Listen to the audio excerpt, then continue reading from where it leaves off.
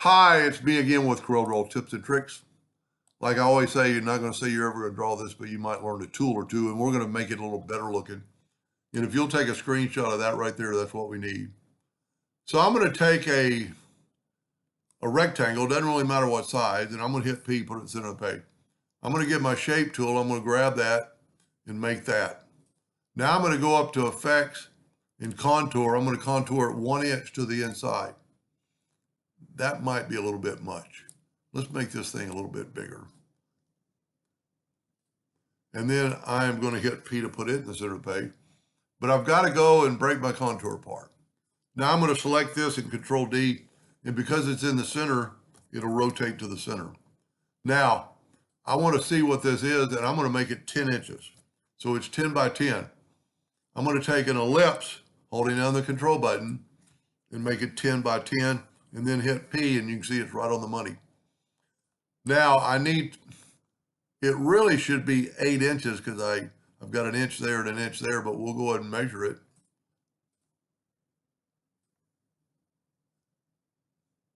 .04. See, you never really know what size you're going to get. I don't know what size the rectangle was. So we're going to make another ellipse and make it 8.04 and then hit P. So that should be right on the money on that edge. I'm going to take my virtual segment delete key and I'm going to delete that line and this line, these two lines. I'm going to keep this broken. I'm going to go ahead and group that together. I'm going to take my Smart Fill tool. I'm going to select fill in that and that.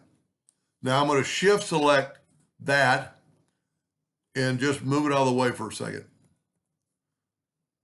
You know what? I never like doing that because I don't count. 1, 2, 3, 4. I'm going to move this out of the way. I'm going to grab this one, shift select the other one. 1, 2, 3, 4. Now I'm going to put a little, because I don't want them grouped, because now I'm going to select this one and I'm going to get the interactive fill tool and I'm just going to select that and get black. I don't want too much black. I just want a little bit. Then I'm going to do this one. I'm going to come down this way and hit black. And I really want black a little bit on both corners.